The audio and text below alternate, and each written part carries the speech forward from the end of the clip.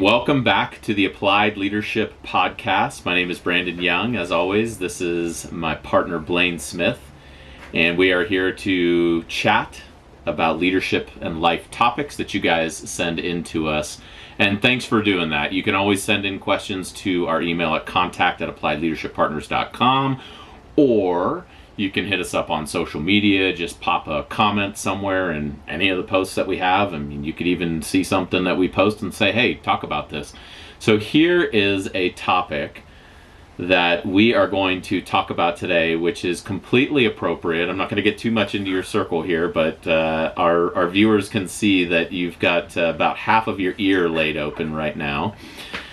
And so the question is, how do you know when to push yourself and when not to? Yeah, thanks. Well, if I knew the answer to that, I would know everything. I would probably frustrate my wife a lot less, but I'm working on it, so I'm happy to share some perspective here. I think in general, you and I both kind of grew up in an environment and kind of just from a natural disposition of always push yourself. That's the answer, you know. That's what you do. Yeah, I used to tell people that I have like an illness, that if I'm signing up for a race and there's a 5K and a 10K, like I never understood why anyone would run the 5K. I'm like, if there's a 10K available, why would you ever choose to run a 5K? And like that was basically a metaphor for my entire life. And in some ways it served me really, really well. And in other ways, it probably didn't serve me very well. And I'm sure that it created some wake for the people in my life as a part of that. So the micro kind of story that Brandon was alluding to here, that you were alluding to here, is I wrecked my mountain bike yesterday morning out with my neighbor, and it was an unspectacular wreck. But in any event, I cracked a couple ribs and ripped open my left ear, and I'm just in a lot of pain, if I can be honest. I'm still functional. But Partner, you look great though. Oh, thanks. Can I just be on? I just want to let you know. You may not feel good, but you look great. Yeah, I really appreciate that. That's what partners are for. Yeah, but just I'm in a lot of pain. But the question I'm asking myself in this moment, and what I was kind of wrestling with yesterday as I was in the immediate aftermath of it, was what do I need to do here, like to actually make any of this better? And the truth of the matter was, I had a bunch of things hanging over my head work-wise that I knew I needed to do. It was a Monday, and I was in a lot of pain, and so I was just assessing, like, is there anything I can do here to make myself heal up faster or feel better? And if so, I need to do that. So I got Dr. Jenny looking at me, and she patched up my ear and wrapped up my ribs, and got me as comfortable as I could get, and said, hey, there's just nothing more we can do here. It's going to take a while for these things to heal, so you're just going to have to kind of manage the pain and don't be stupid. And so on one hand, I knew that just laying around might feel like the thing to do in the moment, but I didn't really need to do that all day, because it wasn't going to like make me heal faster. I probably could sit in my chair and do some typing or show up for some Zoom calls. So I thought a lot about that. And then, bigger picture, I'm just thinking, can I show up later this week when we're on a trip and when we're with a client and that kind of thing? So I don't want to do anything to ruin something that might be around the corner, later this week or next week and that kind of thing. So, in the immediate aftermath of something acute happening, I was like, all right, what can I do today that keeps me moving forward, if anything?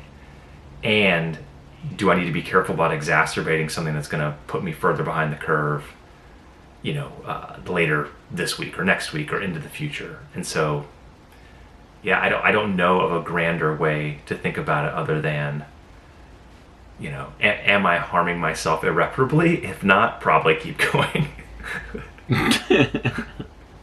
And that can be hard to gauge at times. Yes. Yeah. Remember that movie, what was it?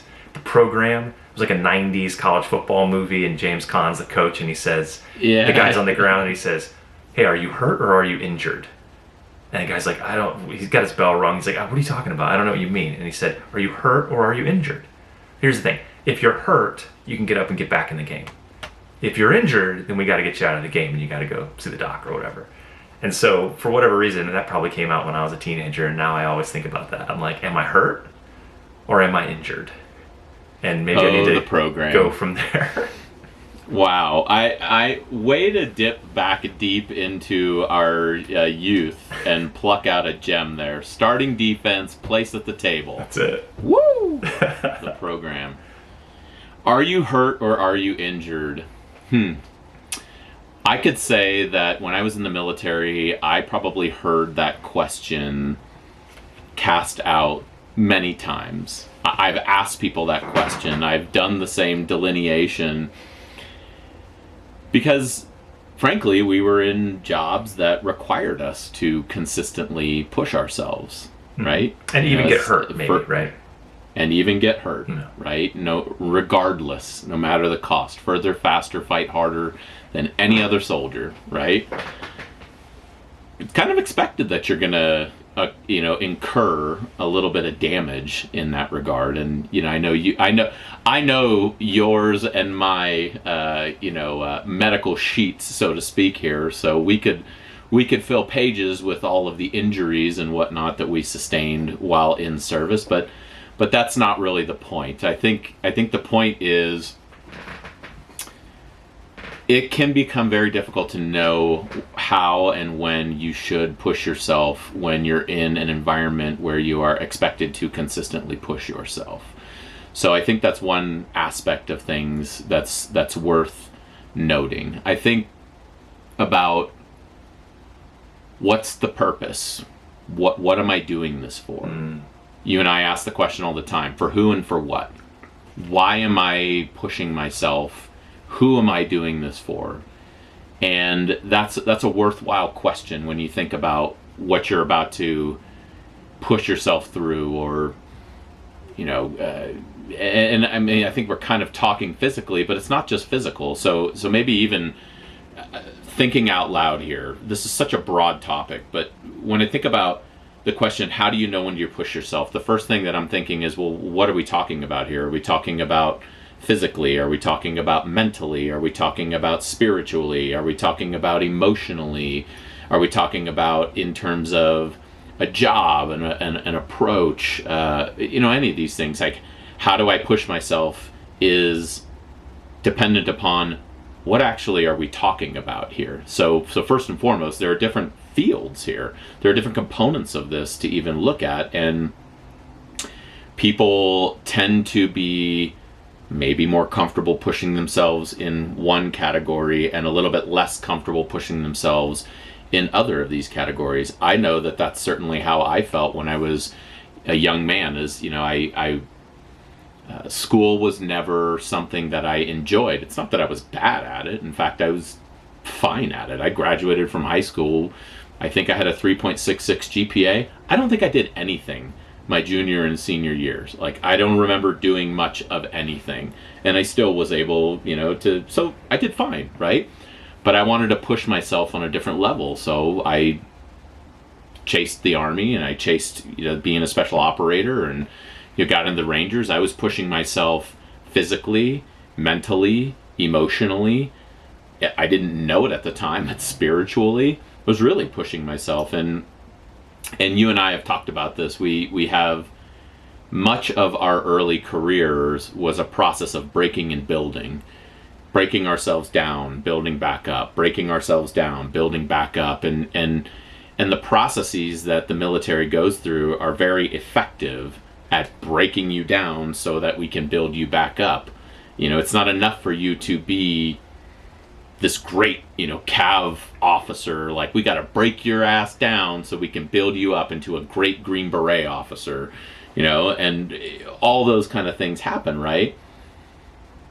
And while you may be tracking the purpose and maybe kind of pushing in that regard, I think another thing to consider is the people involved. So it's not just about purpose, it's about people, because we are connected beings, and whatever happens to me also happens to Kelly and our kids. Whatever happens to you also happens to Jenny and your kids. Like, we're both you and I are very blessed to have not only incredible, stunning wives who are also very medically capable. So we've got Dr. Kelly and Dr. Jenny that are always looking out for us, and that's a great thing. But I just want to note that when we think about pushing ourselves, there's a cost not just to ourselves, there's a cost to others around us, especially those closest to us. Yeah, and I think that's where you tie that into your purpose, and being really clear and intentional and thoughtful about what your life's purpose is can allow you to answer that really critical question that you brought up, which is for who and for what. And so if you're at a place where you feel like you got to really get on the gas or stay on the gas or really push or stretch yourself, we definitely should be asking the question, why am I doing this? For whom? For what? And if we don't have a good answer to that question, it's probably time to pause. And I think, you and I noted earlier that we're at a bit of an interesting place, just kind of in the culture right now, in the work culture at least, where I would say in the early, 2000s, kind of to 2015 maybe, there was like a real hustle culture. It was really hustle and grind, hacking. It was really about being efficient and getting things done, and you just got to kind of just push. It's more is better, do more, 10x, all that stuff. And there are still vestiges of that hanging out for sure, right? I don't need to name names, but you guys know, you see it out there. It still exists for certain. But there's also been a bit of a whiplash effect, or maybe the pendulum has just swung back the other direction into sort of like a self-care type of culture where, look, you gotta take care of yourself, understandably things like mental health and well-being are really coming to the forefront.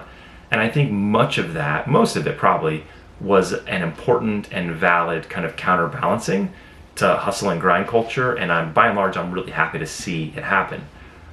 And I can't help but note that in places I feel like perhaps we've swung a little too far in the other direction, where we're telling people that it's okay to just kind of shut her down or give up if it starts to get hard, or that nothing is worth really pushing yourself or breaking yourself for. And I don't really believe that either. I think that there are things not true that are worth pushing yourself for, hurting yourself for in some cases. There are certain things and certain times when, making your eyeballs burn and fully exhausting yourself in the name of and in pursuit of something that truly matters to you, that really is aligned with your purpose, is important to be able to do.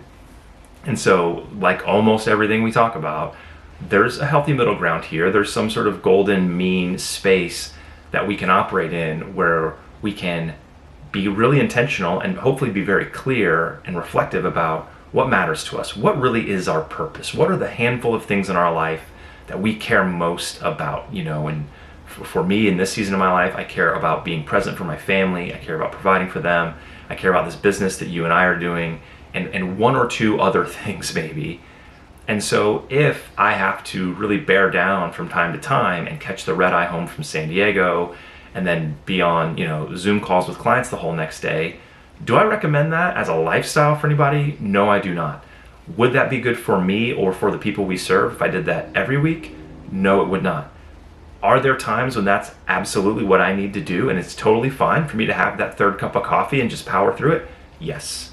Yes, there are, at least in my mind, because that is something that matters deeply to me, and I'm willing to suck it up every now and then on behalf of that. In like the physical realm where we used to spend a lot of our time, is it really worth it for me to trash myself 5 days a week in the gym? Probably not. Probably not anymore, because I can't identify very clearly what exactly that is in pursuit of, or who that is really there to benefit. And so maybe there's, hey, I'm really sore today, I'm gonna just go for a walk or a ruck or take it easy. Okay. So there's a level of sustainability that needs to be there, because all real success in life, whether it's in business or family or whatever, is by being really good over a long period of time. So you do have to stay in the game. You got to keep yourself healthy. You got to stay in the game if you want to really compound and grow. But at the same time, there's going to be acute moments where, if the purpose is there, put your shoulder into it and fight for it. And then, once you get a place to take a breather, take a knee, drink water, reevaluate, and go from there. So I don't think that's talking out of both sides of my mouth. I just think that being smart and discerning about where you really want to hurt, what pain you're willing to take, where you really want to push, is the way to go, and not doing it indiscriminately. Yeah, I don't think it's talking out of both sides of your mouth either. I think that's the tension of living a life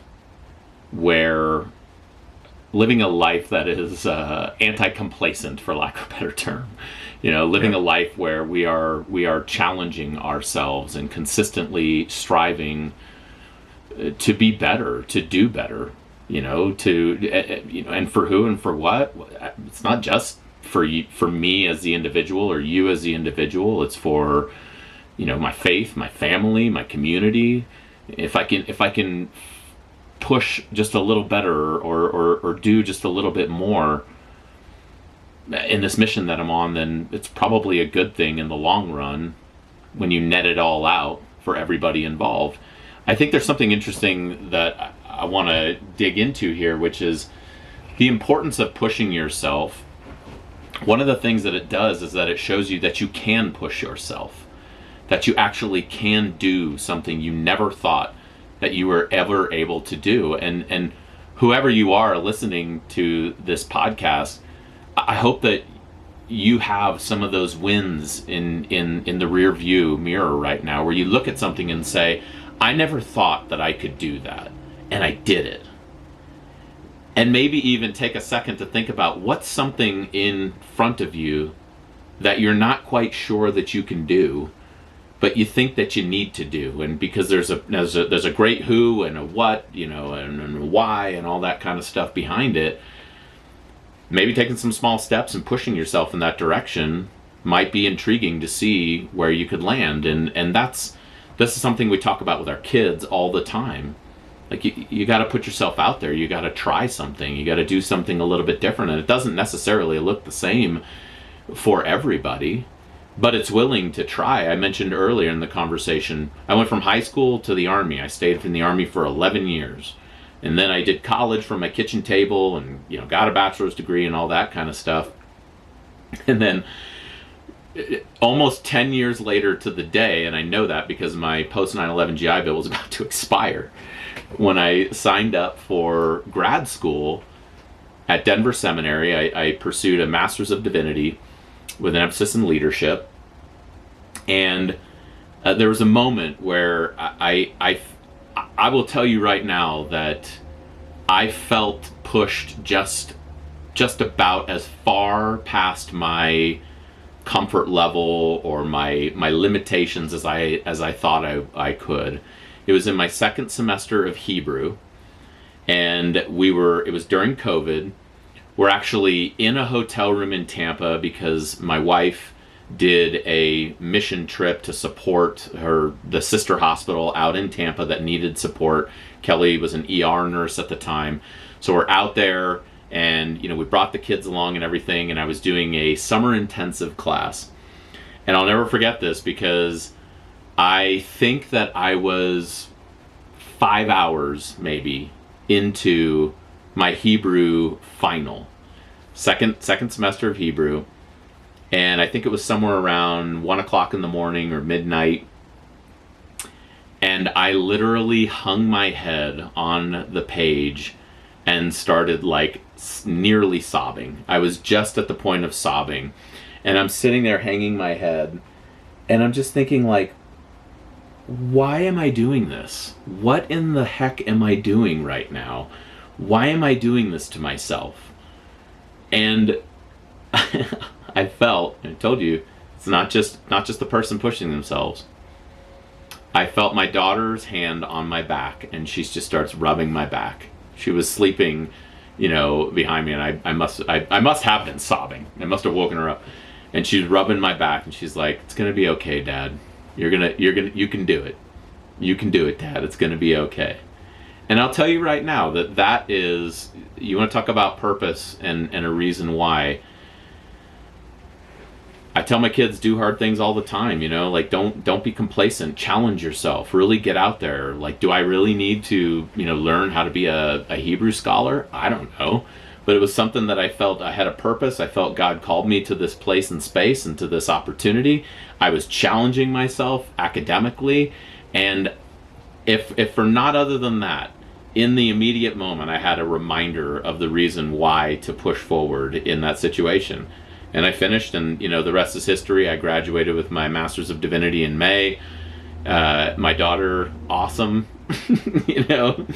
but to have people there cheering you on, when you are going to push yourself is really important. And I think it's also important to note that there are times when we don't need to push ourselves, when we don't need to continue to push ourselves. We don't always have to redline, or we're not going to have anything in the tank when we do need to take that red eye, to plow through that project, to be in the office at 1 o'clock in the morning and getting that, grant over the deadline. You got to be able to build in the buffer there, and you can't do that if you're constantly flaming out. Yeah, that's a really good point. I mean, I love the idea of being a good role model for your kids there on that one, though, because she's not going to forget that. And we think about this a lot at our house. We kind of jokingly say that our motto is that we don't quit. And what we mean by that, when Jenny and I say it, is that just because we get to a certain age or a certain station in life, we're not giving up. We're not going to let ourselves go. In other words, like, we're going to continue to try to challenge ourselves and grow as people, whether that's intellectually or emotionally or physically or what have you. It's important. We want, really, as much as for each other, we want our kids to see that. We want them to see that mom and dad are in their mid 40s and they're doing all the flips at the trampoline park or whatever, because we want to inspire them to be lifelong learners and lifelong athletes and all of that.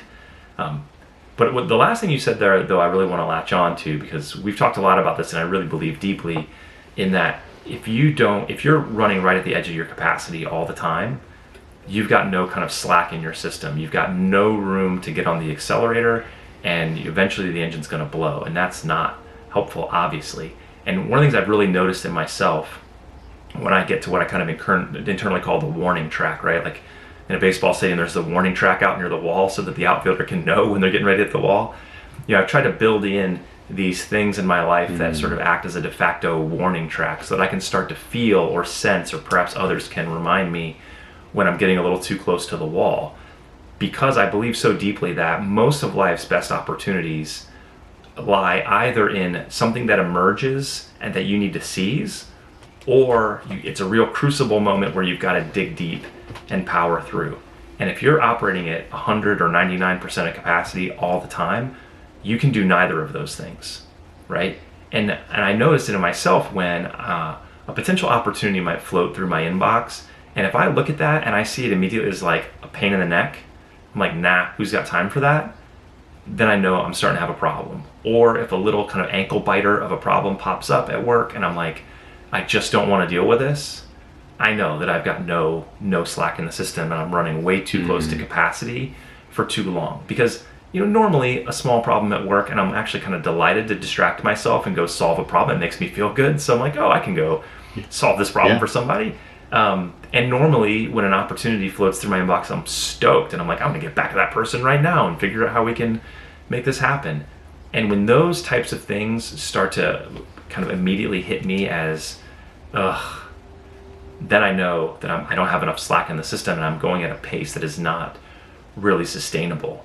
I love this. And what I do when I get to this point is I just start doing an assessment. I'm like, okay, why do I feel this way? What is actually going on my calendar in my life that I think is causing me to feel overwhelmed, or just kind of at the end of my rope here? And I'll start to look at what's going on. And in many cases, I can look at it and say, like, well, there's an obvious reason why I feel this way. It's because I'm traveling for the 4th week in a row, and my parents are coming to visit next week, and we're just moving into a new house, and it's like, wow, that's a lot of stuff. So part of me can look at that and say, okay, I'll give you a little grace here. You just have a lot going on. It's normal. But the other thing that I like to do is look and see, like, what on this plate here could I take off?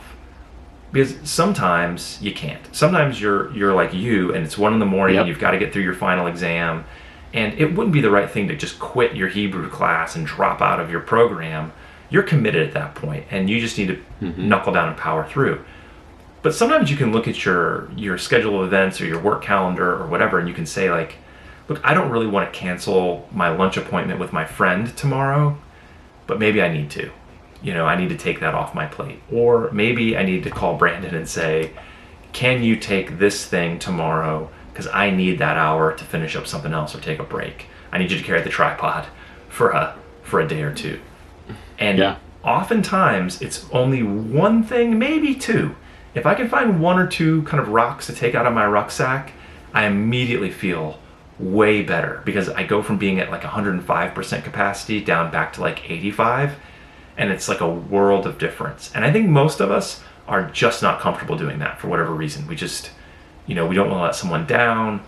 Even if it's like an internal commitment we've made, we don't want to back away from it because we said we were going to do it. But there are times when I have to look at the calendar and say, I don't need to go run that race I signed up for this weekend. I just need to stay home and be with my family and do these home projects, and I'm going to feel a lot better. And that $35 can just be a donation to the YMCA, and we're moving on. And so learning to kind of, I think quit's not the word I want to look for here, but like, learning how to release, maybe. To let go of a commitment that maybe isn't truly essential has been a part of my growing up that I think has really helped me to kind of stay running really hard, but not blow myself up. Oh, this is so good. This is so good. Like learning, I think what you've done here, Blaine, is taken us into a good place in the conversation, because we talked early in the conversation a lot about pushing ourselves and the experience of pushing ourselves and why we would prospectively do that. But I think you're helping us answer the flip side of that question, which is, when should I not be pushing myself? And I think that you've named a couple of really critical things that I wanna bring to the forefront, which you call hitting the warning track. What I've always called internally, I'm starting to rattle a little bit. It feels like I'm starting to rattle. So one, we talk about that a lot, is maybe a good sign for you to not push yourself in whatever you're facing right now is to look for some of those signs of unsettling. And what that might be for you. For me, it's when the get tos turn into have tos. When usually I'm thinking, oh man, I get to do this, and it turns into I have to do this. One thing for me that I think about a lot is I have to tell on myself here is like home projects. Like ankle biter. I have to do this. I have to. No, I get to do that. I'm very blessed that I get to steward this home, that this place that our family gets to call home. It's pretty great, right? So thinking about those signs of unsettlings, and what is it for you? Do you become more argumentative? Do you start to like chatter like without ceasing because that's a sign of anxiety? Do you shut down? Things like that. What is your sign of unsettling? But maybe if you look for that and you start to identify that, you can figure, maybe I don't need to be pushing myself right now. Thinking about when your get-tos become have-tos, that might be another great sign that maybe I don't need to push myself right now. You mentioned it as well. You mentioned quit.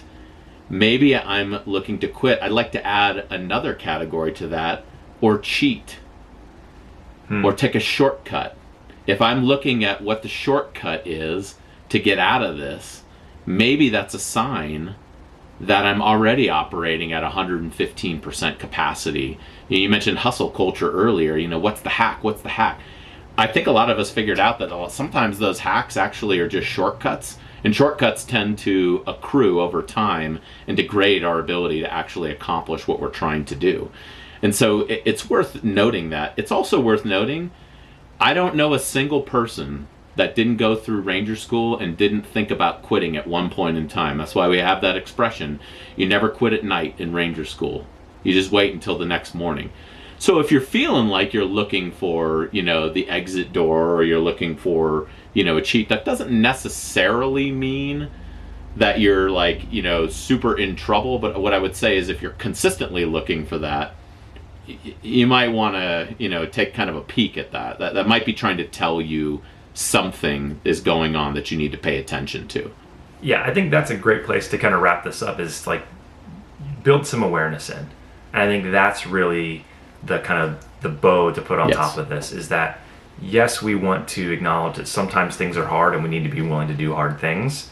I think we want to be really discerning and purposeful about what hard things we choose to pursue, answering those questions for who, for what, make sure these things feel like they're worth it. And then when we get in these positions where we really have to push and stretch, try to identify, is this in keeping with what really matters to me and is purposeful and I'm willing to hurt a little for it? Or is this maybe something I've just kind of piled onto my own plate that I could very easily take off? And then that last piece being, how do I know? How will I know, or how can I recruit others to help me know when I'm kind of hitting the warning track or starting to rattle, like you said?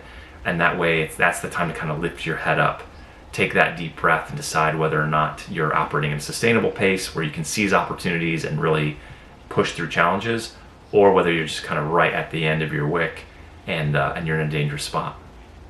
I feel like we could do this forever. I feel like maybe we'll come back to this in some other form at some point here, but this is a question I think that's near and dear to our hearts, not just because we've been through it a lot in the past and have seen others, but I think this is one that we're just revisiting, like seemingly on a weekly basis, on our own. So if anybody else has any great ideas out there or tactics or techniques that they use, you could send them our way too.